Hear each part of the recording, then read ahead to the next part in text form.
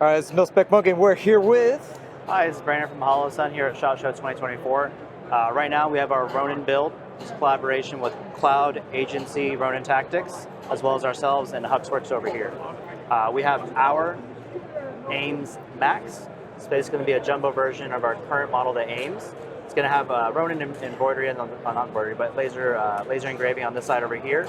We're going to switch to our other new device of releasing around Q2, Q3. It's going to be our Iris laser. With this laser, we're going to have the option for IR laser, IR illuminator, combination, as well as visible laser. Right here, you can kind of see the switches. Right in the middle is going to be off, down low is low, up high is high.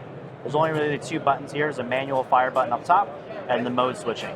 To switch modes, you basically hold that button down. It's going to cycle through a couple of different colors. Green is going to be our visible laser, in which we're going to activate there. And this is going to be our spot and flood modulator, a little slider right on the top. We're playing with mounts and playing with solutions for cords. Right now we're running the crane, the standard crane. So if you guys have mounts for that, it's going to fit right in. We have another flashlight. We have another rifles that we released this ShotShow. So we're potentially going to send or include a single button or single switch, or maybe a dual switch. Still up in the air about that. But that's going to sum it up for the Iris. And just over here in the rear, we have our collaborations with Agency, Icarus, again Ronin, as well as ourselves with the 507 comp over here. Beautiful assortment. If you have any questions, go ahead and shoot us an email. We have a couple other products as well, but this is what we have here on the table today. So tell us more about the design theory on the big boy one there. Sure. The standard AEMS already had a really decent sized eye box.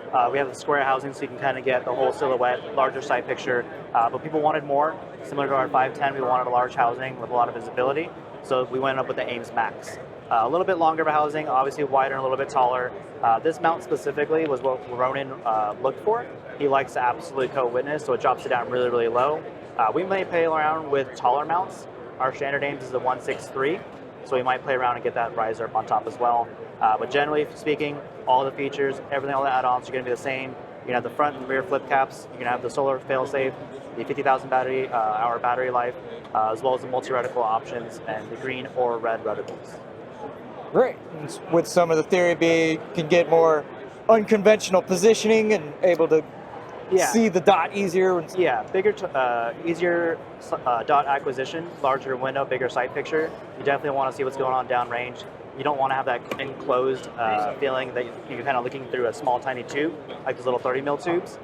So having the larger housing, better sight picture, better target acquisition, better target transition, so you can actually see what's coming up your next target and use your eyes to follow through. All right, so we're making progress on this DRS series, I see? Yes, sir. As we released last year in ShotShow 2023, here we are at ShotShow 2024. This is our DRS night vision. Long awaited. It's going to be shipping out probably by next week in a dealer's hands. However long the back order takes, however long the waiting takes, it will be out of our hands and into your guys as soon as possible. Real similar features. Basically what we had at ShotShow 2023, but a little bit revised, make sure all the kinks were fine-tuned. Otherwise, you're going to have that digital zoom, digital overlay. You're going to have the front flip cap to kind of black it out. So if you don't want to run your night vision settings, you still have a passive optic that you can use your standard red dot with. That kind of sums it up. You guys are kind of familiar with the features. The battery life we're playing around with, it's going to be taking two 18350s. Estimated running with the night vision mode is probably going to be around 8 to 10 hours. However, you could, again, just turn that off and run a normal red dot as you would. If you like this video and want to support us, check out the MIL-SPEC Monkey store. Although known for morale patches, we also specialize in a good selection of DIY hardware and tactical accessories.